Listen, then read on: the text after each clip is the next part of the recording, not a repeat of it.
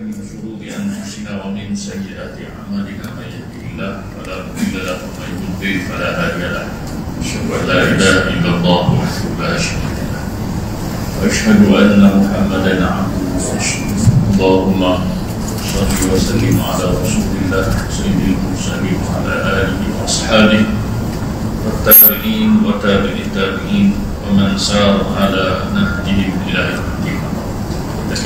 Muslimin muslimat, sahabat-sahabat kasih Allah, dirahmati Allah sekalian. Alhamdulillah, kita panjatkan syukur kepada Allah Subhanahu wa taala.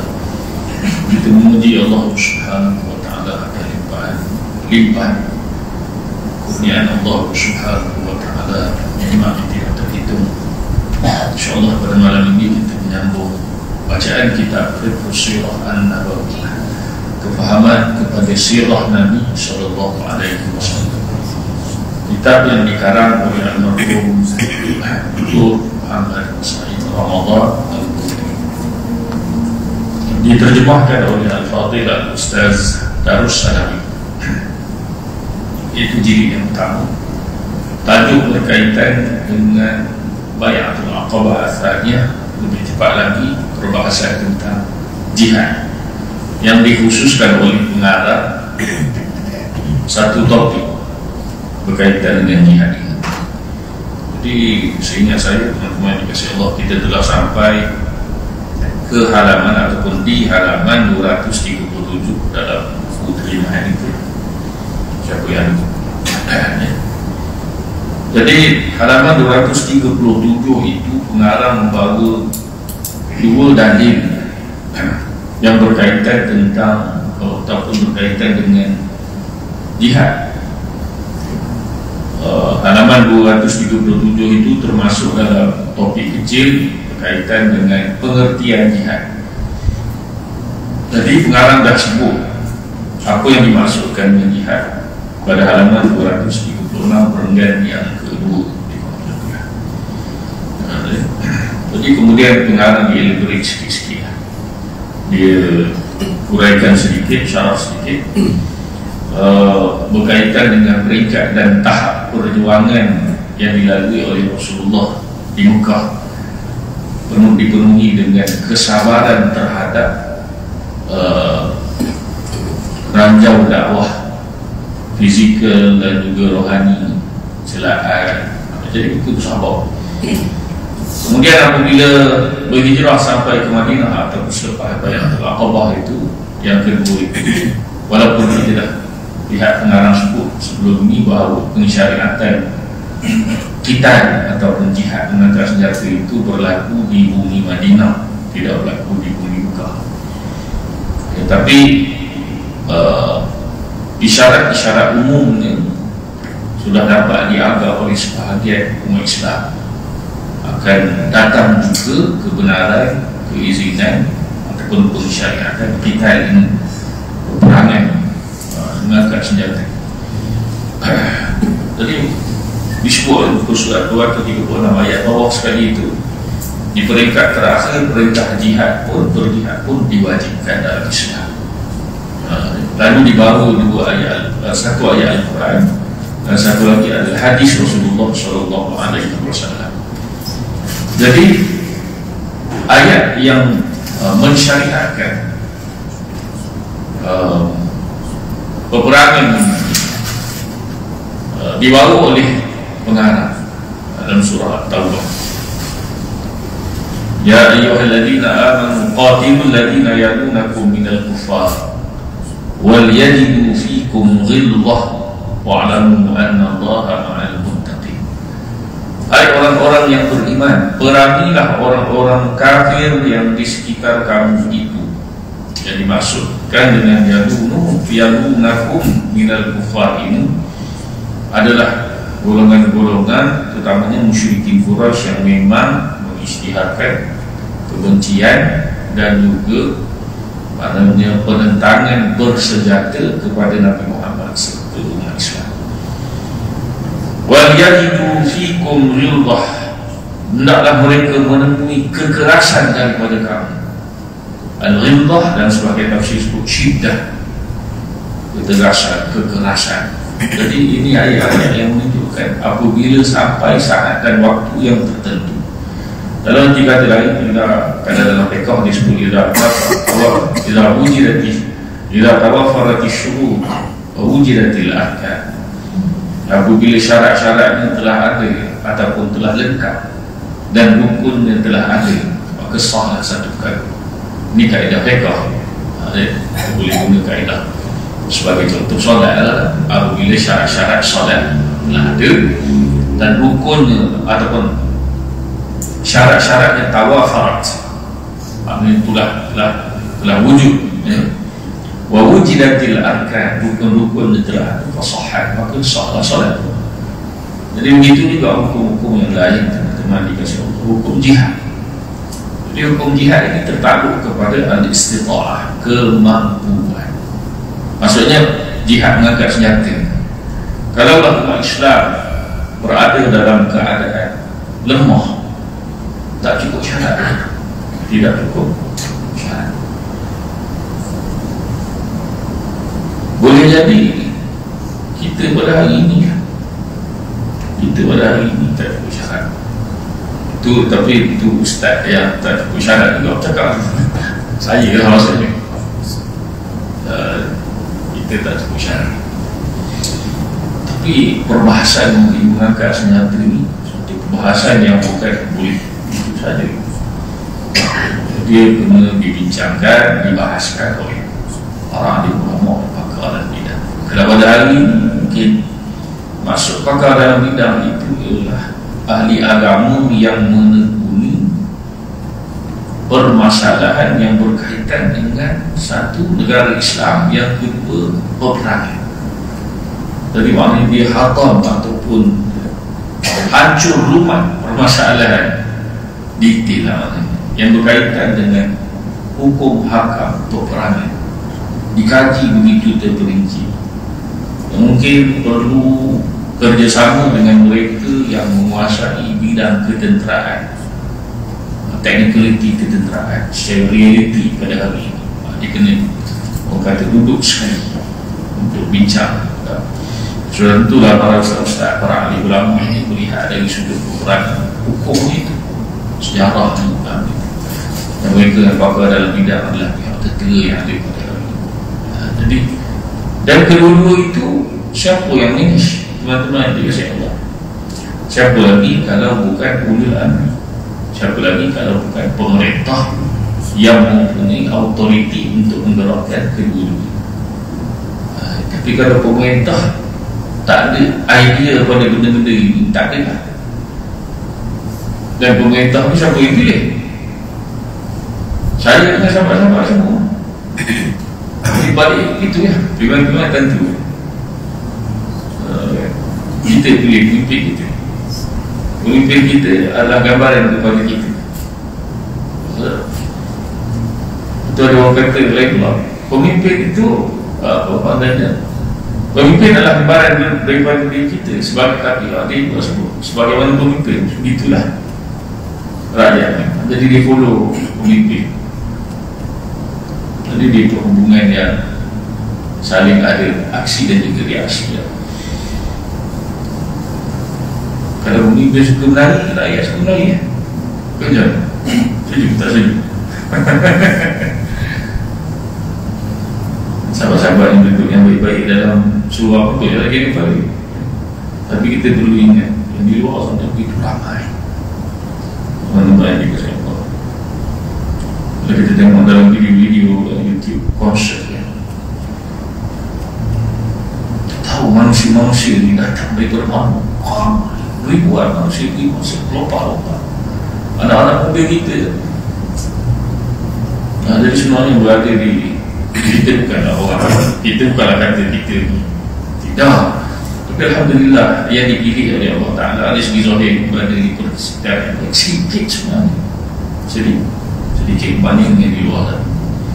Tapi tak apalah, sebab itu bahasanya maknanya isu peperangan ini kalau dalam konteks pada hari ini, pada saya memang kita kena selok pada mereka yang betul-betul pakar dalam itu. Tapi ayat ini menceritakan pada kita tentang bagaimana pada awalnya itu situasi Rasulullah dan juga orang Islam yang dizalimi, yang ditekan secara fizikal, yang secara spiritual dan juga psikologi ini dah lama lah. Jadi bila tahu nak berhijrah itu, fasa tahu pendekatan musyrikin dalam menekan Rasulullah dan juga Islam. Jadi ayat ini, ayat surah Taubah ini beritahu, wal yajidu fikum ghilzah, hendaklah mereka dapati pada diri kamu sendiri kekerasan. Seperti jemaah oleh Ustaz Darul Salafi, ghilzah itu ghaliz, keras, kekerasan. Wa'alamu anna Allah ma'al muttaqin, ketahuilah sesungguhnya Allah Subhanahu wa ta'ala beserta ma'iyah ini, kebersamaan yang layak bagi Allah Ta'ala dari sudut nusrah, tentang pertolongan. Itu pendekatan ahli sunnah wal jamaah, terutama di kalangan masyarakat dalam nafsi ayat-ayat. Ma'iyah yakni dari segi nusrah wa ta'yid, bantuan, sokongan Allah Ta'ala adalah bersama orang-orang yang bertakwa. Dan disebut sifat takwa di sini, teman-teman dikasih Allah, bahawa nak perang ini, peranan takwa itu begitu kuat, begitu teras mendasari kondisi peperangan umat Islam. Jadi kita dengar tak, kalau Salahuddin Al-Ayyubi nak pilih mereka yang duduk di saf hadapan, begitu juga mana-mana As-Salatin ataupun sultan-sultan yang meneladui kepimpinan Daulah Islamiah terdahulu di perang, nak pilih tentera-tentera sebahagiannya bangun malam, tengok dibangun ronda dekat camp, tengok mana tentera-tentera dia yang qiyamul lail. Jadi yang qiyamul lail ini adalah diletakkan di saf hadapan, kerana mereka yang qiyamul lail ini tidak takut selain daripada Allah Ta'ala.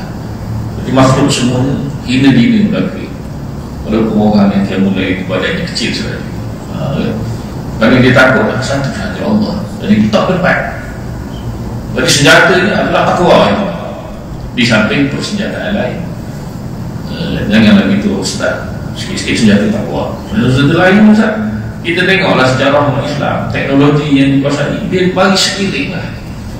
Teknologi itu didasari oleh senjata ketakwaan itu. Dan sabda Rasulullah sallallahu alaihi wasallam, umirtu an uqatilan nas hatta yashhaduna hatta yashhadu min terakhir. Kalau ikut tata bahasa Arab begitu, kenapa jadi musanna? Kalau kita orang umirtu an uqatilan nas hatta yashhadu. Okey, saya faham. Itu salah cetak dari sudut dekat Ustaz Rizali. Kalau tengok tu, kalau belajar bahasa Arab kita faham, kata yashhadu itu alimnya patutnya jauh. Qatilan nas hatta yashhadu an la ilaha illallah wa yu'minu bi wa bima ji'tu bi, fa in fa'alu dhalika 'asamu minni dima'ahum wa amwalahum illa bil haqqi wa hisabuhum 'ala Allah. Teman-teman yang dikasih Allah, ada satu artikel berkaitan dengan hadis ini, tapi kita baca terima. Kata Rasulullah, aku diperintahkan supaya memerangi manusia kafir hatta yashhad, sehinggalah mereka mengucap dan mengaku la ilaha illallah, tidak ada Tuhan melainkan Allah, dan juga wa yu'minu bi, dan beriman kepadaku, wa bima ji'tu bihi, dan apa yang aku datang dengannya. Bahasa macam tak ada terjemahan tu dalam bahasa lain. Fa in fa'alu dhalika, kalaulah mereka melakukan sedemikian, zalika sedemikian itu merujuk kepada mengucap, naik saksi. Kalaulah mereka naik saksi,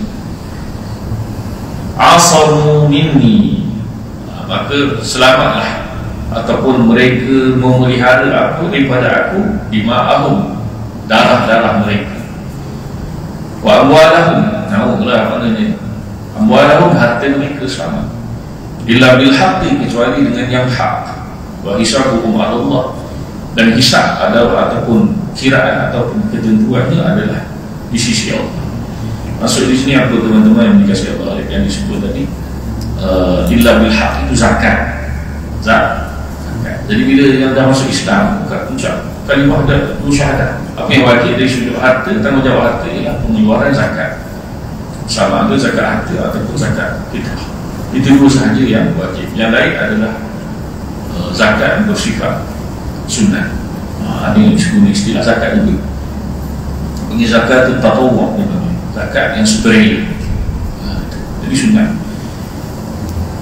Ada satu artikel yang menyenaraikan ataupun menyebut salah faham ramai orang, barangkali orang Islam, terhadap hadis ini.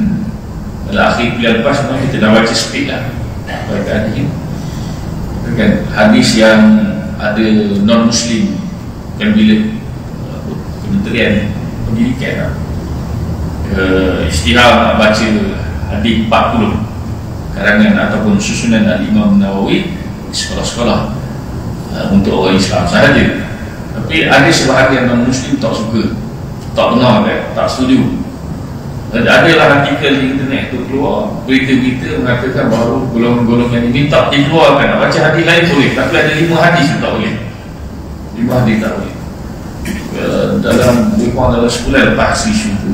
Jadi dalam tempoh panas-panas tu saya ada satu seminar. Saya jalan peringkat fakulti.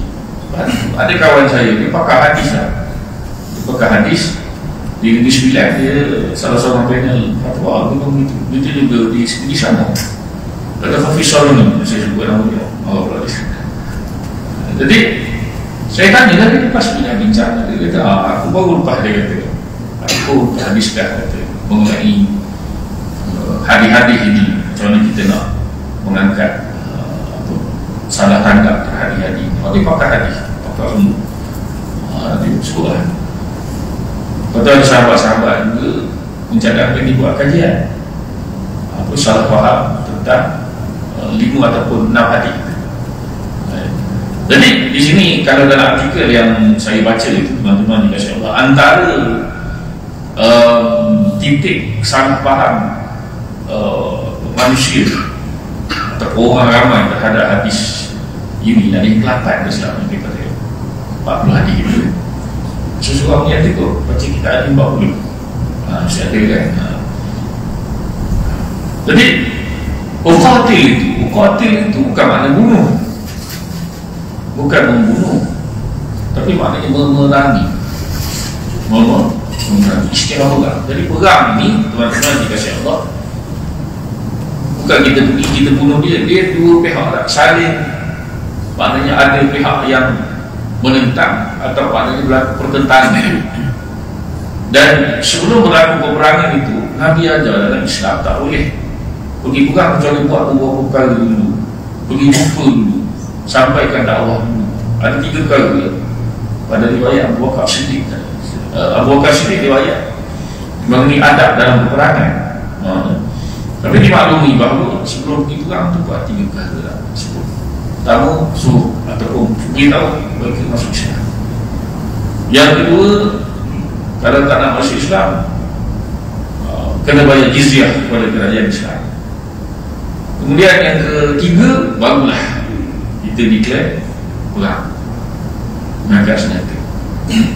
3 keadaan ini, teman-teman yang dikasih Allah, dibuat oleh Rasulullah SAW pasca Fathu Makkah. Dan pihak-pihak yang ditujukan ini adalah kuasa-kuasa besar dunia. Kuasa-kuasa besar dunia.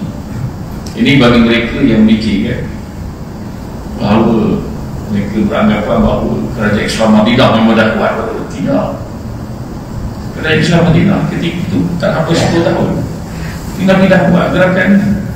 Hantar wakil ke kerajaan-kerajaan besar, surat-surat bagi tahu 3 perkara. Aslim taslam, masuk Islam kau selamat. Assalamu ala man ittaba'il huda, dan surah. Sejahteralah kepada mereka yang ikut hidayah, kata Rasulullah. Semuanya surah ini daripada Muhammad bin Abdullah Rasulullah. Itu antara kebanyakan surat-surat ini. Kalau Google ada ke internet, gambar boleh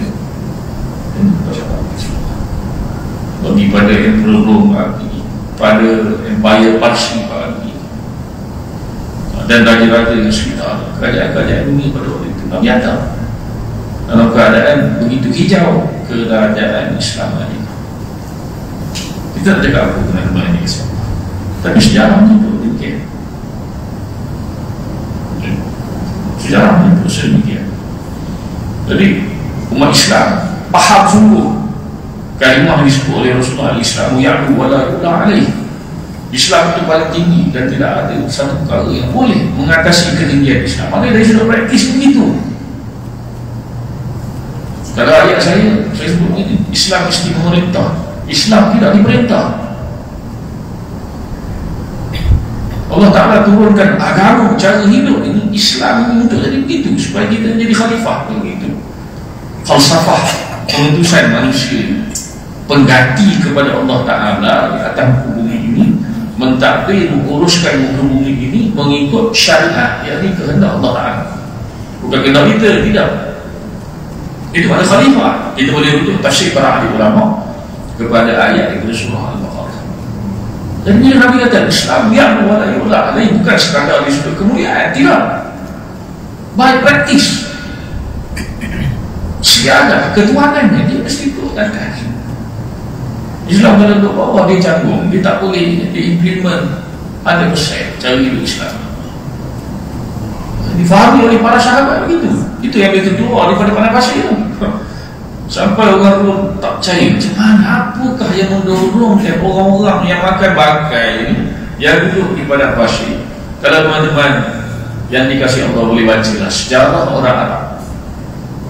Saya kebetulan dah 2 semester lah di universiti mengajar subjek sastra Arab pada zaman jahiliyah dan juga awal Islam. Antara silibus yang perlu kita ajar anak-anak murid kita ini adalah sejarah geografi masyarakat jahiliyah, pembentukan kabilah-kabilah, politik atau kehidupan pada zaman jahiliyah, antaranya politik, kehidupan politik, kehidupan sosial, kehidupan ekonomi, kita ajar lagi. Dan selama ratusan tahun sebelum kebangkitan Rasulullah, walaupun ada kerajaan-kerajaan, raja-raja panggil Malikul Hirah, Al-Munawirah, dia panggil kerajaan-kerajaan kecil-kecil, tapi tidak dominan. Majoriti orang Arab tidak tahu apa arti kerajaan, sistem ekonomi, sistematik, mereka tidak tahu. Empire satu kata tak tahu, bala tentera mereka tak tahu. Benda itu ratusan tahun masyarakat Arab hidup begitu. Mereka duduk pada masa ini telah pindah-pindah. Ya, sejarah hidup mereka ini teman-teman dikasih Allah didokumentasikan dalam puisi-puisi mereka. Tak ada benda lain, puisi itulah ratusan tahun. Dia cerita tentang apa? Dia cerita tentang bangun pagi, tengok unta dalam puisi-puisi, bercinta dengan perempuan, kepahlawan pegang tombak, malam penuh ini, itulah puisi. Ratusan tahun mereka begitu. Tak ada kerajaan, duk bergaduh antara kabilah, berebut sumber kehidupan pada waktu itu. Sebab apa ni? Air. Kadang-kadang unta hilang, berperang atau beberapa kabilah, kerana unta hilang, kita boleh bilang air, kerana unta berperang. Memang itu adalah sumber kehidupan. Kiasnya pada peperangan Afghanistan, Amerika sebab berebut minyak, sama. Masuk ke Afghanistan sebab apa? Selalu dikatakan nak saluran minyak, kawasan gas. Syukurlah zaman itu berebut unta, perang kabilah. Jadi mereka tak tahu erti. Jadi orang Rom pelik. Kami tahu bangsa Arab ni jadi nomad, tapi tiba-tiba berubah jadi empire yang begitu kuat. Maknanya banding dengan kami lagi suka sini kan? Kami kerajaan atau kuasa tentera, kuasa ni tiba-tiba mari orang-orang daripada pasir baru lagi hijau lagi datang warning kami. Pegang-pegang kami pula kalah. Jadi menimbulkan persoalan. Apa yang mengubah mereka dalam tempoh hanya berbulan-bulan tahun? Melahir manusia-manusia yang luar biasa dalam tempoh yang begitu sudah. Satu benda yang memelikkan teman-teman yang dikasih. Hadis-hadis seperti inilah umur Tuhan qatilan nas. Penghayatan para sahabat pada hadis-hadis seperti ini, Islam perlu ditegakkan. Kalau dah bukan gerakan peperangan ini teman-teman dikasih Allah, Syam tidak akan dibuka, Iraq tidak akan dibuka, Mesir tidak akan dibuka, Palestin tidak akan mengenal kalimah la ilaha illallah. Itu sejarah yang tercatat. Perang sebagai mekanisme dakwah. Itu bukan ayat saya, itu ayat Dr. Muhammad Syed Ramadan Duki yang tidak ada jumpa sebentar lagi ataupun sebentar kuliah akan datang. Jadi sebut begitu. Begitu juga Anas, kalimah Anas. Ini adalah kalimah yang kita, kalau kita baca usul mereka, dia panggil mutlak, perkataan yang umum. Dan dia dikhususkan dalam hadis-hadis yang lain. Bukan semua manusia, tidak. Nas di sini kufar, golongan kafir yang diklaim menentang Islam. Kalau dia tak menentang, tak ada masalah. Dia terima Islam, maknanya dia tak masuk Islam, tapi tak apa, dia tiraf kerana Islam, tak termasuk. Kalau Islam memerintah sebuah negara, ada non-Muslim, non-Muslim boleh hidup aman damai dalam kerajaan Islam. La ikraha fid din. Kita tak boleh paksa mereka masuk Islam. Tapi orang Islam jangan salah faham ayat tu. Awak tak boleh paksa saya solat lima waktu. La ikraha fid din. Itu tak betul. Ayat tu bagi mereka yang tak masuk Islam, yang dah masuk Islam tak boleh guna ayat tu. Yang dah Islam tak boleh guna ayat la ikraha fid din. Tidak ada paksaan dalam agama. Tak faham baca Al-Quran dalam tu. Banyak fi'il amar atau kata-kata perintah dalam Al-Quran yang itu kemestian yang perlu dilaksanakan bila mengucap dengan masyarakat. Aku mendukung mulyadi nak biasa lagu bagi ku agama, bagi kamu agama kamu. Ini ayat orang tak suka orang jaga ketika orang itu. Jangan ganggu saya. Aku mendukung mulyadi. Dibaca tidak tafsir surah Al-Kahfi itu tak tahu apa untuk beristihad ataupun menjadikan ayat itu sebagai hujah.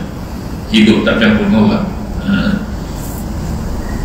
Jadi ini antara beberapa kekeliruan terhadap hadis ini. Di sini fahamlah kita bahawa tidak ada erti dikategorikan al-jihad itu pada defensif dan ofensif. Kata Dr. Muhammad Syed Ramadan Duki, tak ada jihad yang berbentuk defensif, mempertahankan diri. Tak ada jihad yang bermaksud tujuan menyerang. Dia kata difa'iyah, mempertahankan diri, hujumiyah, menyerang. Lantaran perintah dan surat al-jihad itu bukan untuk defensif semata-mata, bukan objektifnya mempertahankan diri. Jadi masuk peperangan walaupun kelihatan mempertahankan diri, tapi objektif kamu bukan mempertahankan diri. Maknanya matlamat utama ini, maksud utama peperangan itu apa? Atau agresif semata-mata yang menyerang saja. Oh, kita nak sepak Islam, kita nak diserang negara itu. Bukan itu objektifnya. Bukan itu objektifnya. Bukan serangan itu objektif. Tidak. Tetapi isi batu suruhan tersebut ialah mendirikan masyarakat Islam. Kenapa mesti berperang? Itu objektifnya. Mekanisme nak menegakkan Islam. Nah, itu teman-teman yang kasih. Tapi dah 3 pilihan yang disebut. Kenapa tak boleh perang? Tak payah perang. Itu maksudnya. Nah, jadi ada yang kata berperang kerana pertahankan diri. Tidak. Yalah, nampak macam pertahankan diri, tapi objektif di sebalik peperangan itu perlu difahami. Kata pengarang, iaitu menegakkan masyarakat ataupun Islam itu sendiri. Itulah main objektif. Mendirikan masyarakat Islam disertakan dengan segala peraturan dan konsep-konsep Islam melalui jalan peperangan lah. Tempat-tempat yang maknanya tempat-tempat tertentu sampai kalimah syahadat padanya, hasil ataupun kesan daripada anak ataupun anak-anak tempatan negara yang dikuasai itu mengenal Allah, mengenal Allah sehingga ke hari ini anak cucu-cucu mereka. Teman-teman ini, orang Islam perang bila masuk satu tempat. Adakah orang Islam ini bersifat istibdad? Istibdad ini bersifat apa? hapus tempat itu sehingga akar umbi. Kumpul orang lelaki apa tembak tak gitu. Dalam peperangan siapa yang kat sini itu saja. Bila dah melakukan tak kumpul, tak buatlah apa yang kata, tapi tidak bunuh. Dan banyak kita tahu kisah-kisah yang berhadapan dengan Islam yang diperangi apabila kalah, apa yang dilakukan terhadap Islam. Cuba kita baca teman-teman yang dikasih Allah sejarah Baghdad apabila Ulam Khan ataupun dia kisah saja Ulam Khan anak dia dah masuk ke dalam Irak, apa dia buat? Banyak ulama umat Islam masuk ini. Berapa lama ni di kalangan para ahli ulama disebut oleh golongan Tatar dah masuk ke dalam Baghdad. Apa yang dia buat?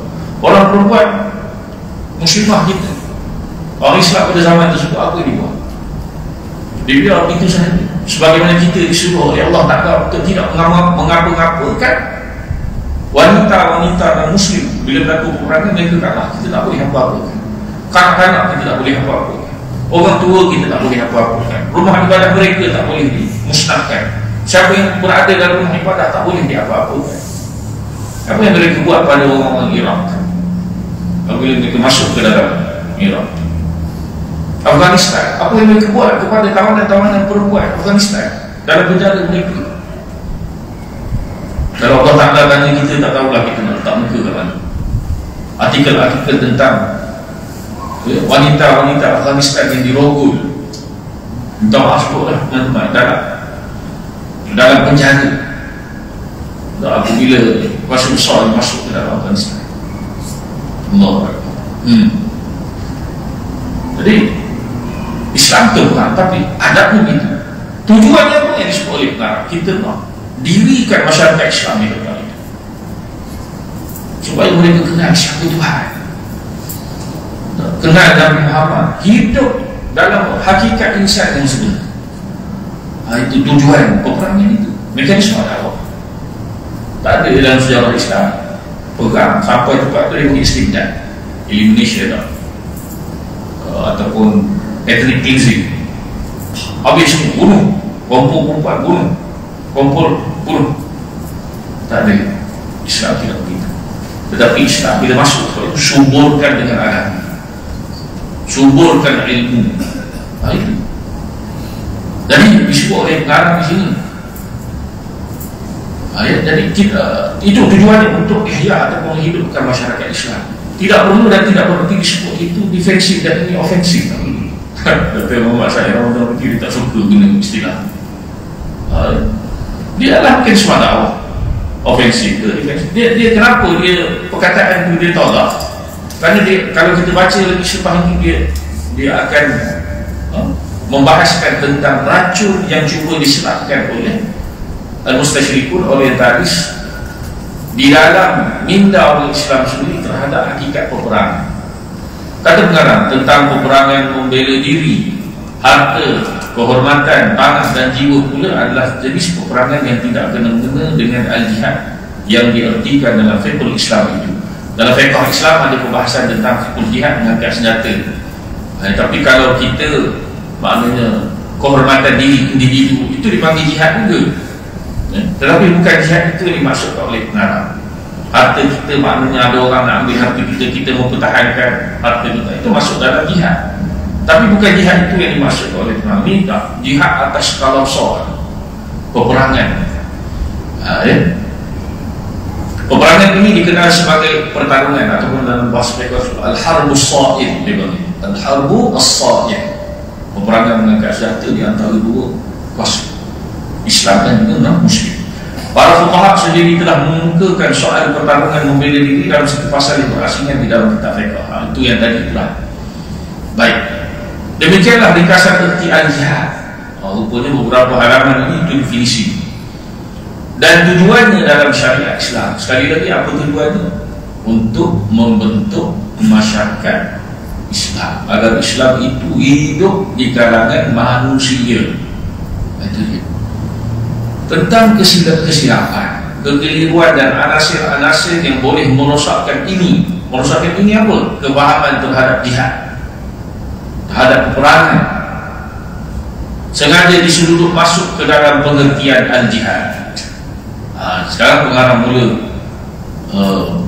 menerangkan justifikasi ilmiah beliau. Kenapa beliau tolak istilah al-harbu ad-difa', al-harbu al-hujumi, perang dengan tujuan mempertahankan diri. Umat Islam tak perang kecuali untuk mempertahankan diri. Ataupun satu pihak kata menuduh Islam memang agama yang suka menyerang bangsa lain. Itu dipanggil al-harbu al-hujumi, peperangan menyerang, ofensif. Ada satu pihak lainnya tetap umat Islam tak perang kecuali mempertahankan diri. Dua-dua pandangan itu tak diterima oleh Dr. Muhammad Syahid Ramadan Al-Bukhari. Termasuk Isyarat. Dia bagi lagu untuk azan boleh. Kita sambung.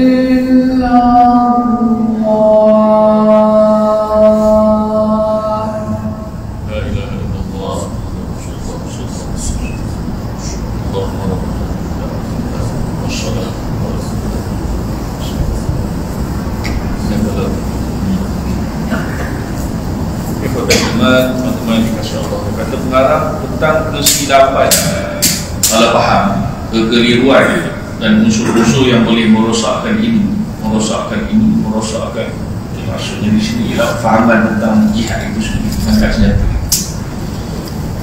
Sengaja diselundup masuk ke dalam pengertian al-jihad.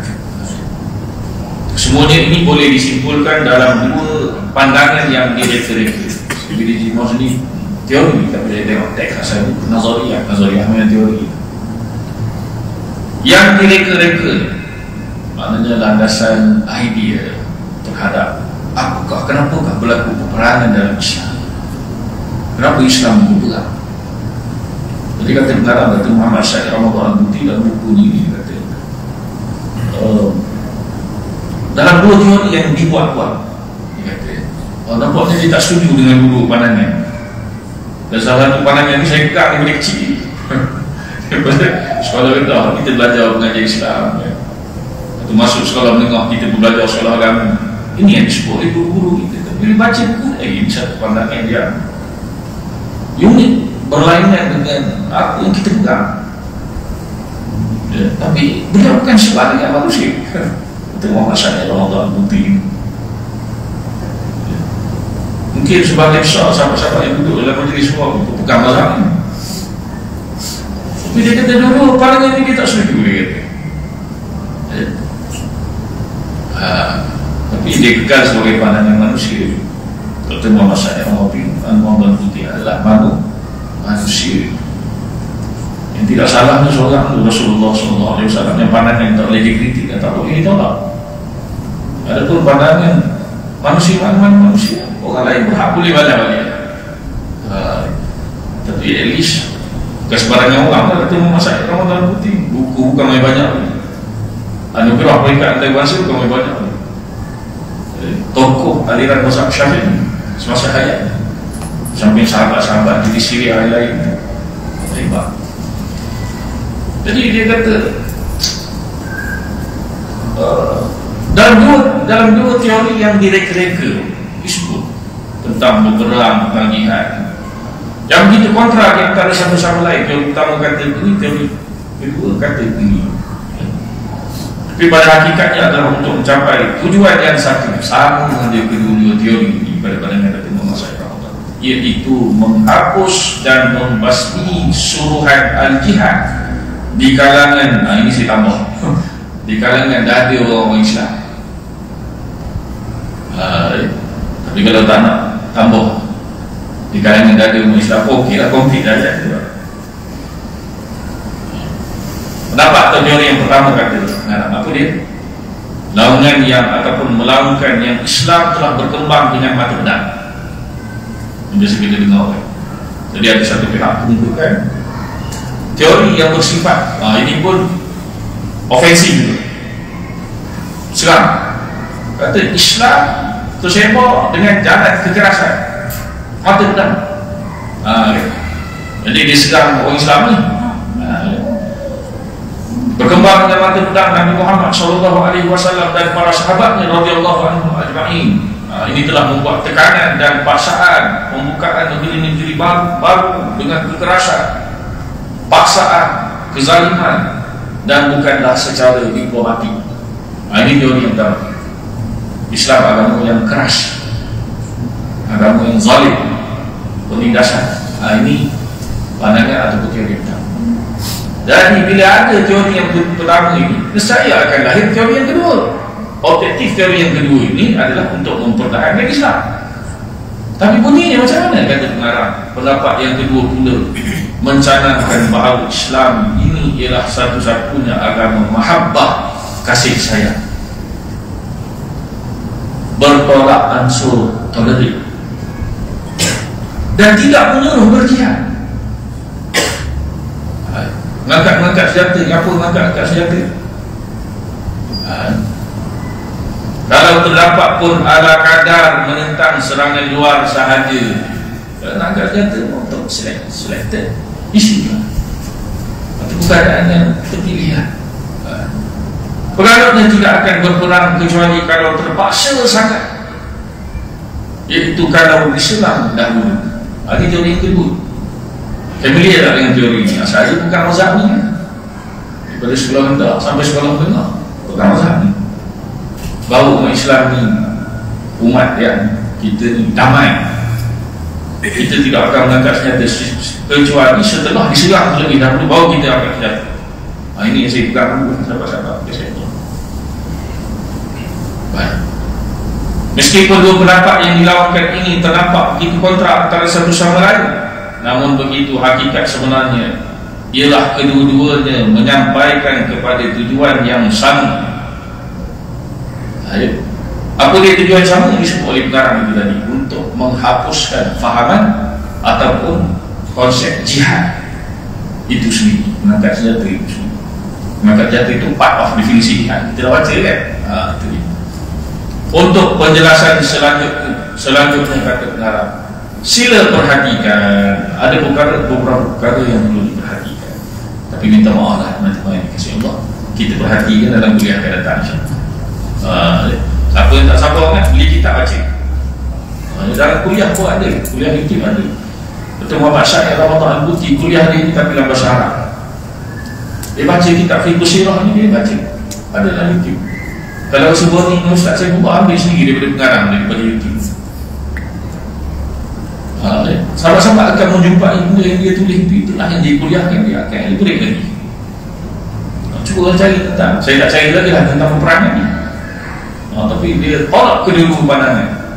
Orang yang berkata kita ni agama apa, mahabbah, toleransi, itu pun dia tolak. Memanglah kita toleransi, tetapi kefahaman terhadap apa maknanya teori itu dikemukakan sebagai tujuan utama. Itu yang dipaham oleh beliau, dan dia bawa hujah-hujah dia nukilkan pandangan daripada beberapa kitab para sahabat dia, dan juga perbualan dengan salah seorang orientalis tentang kedua-dua pandangan ini. Dalam kitab boleh baca teman-teman kasih Allah. Allahu ta'ala a'lam bissawab. Qul qawli hadza wa astaghfirullah al-azim li wa lakum. Assalamualaikum warahmatullahi taala wabarakatuh. Bismillahirrahmanirrahim. Alhamdulillah wassalatu wassalamu ala Rasulillah sayyidil mursalin wa ala alihi wa sahbihi ajma'in. Allahumma ij'alna minal ladzina yastami'una al-qawla fayattabi'una ahsana. Allahumma ya rabbana atina fid dunya hasanah wa fil akhirati hasanah wa qina adzabannar. Alhamdulillahirabbil alamin. Qabbalallahu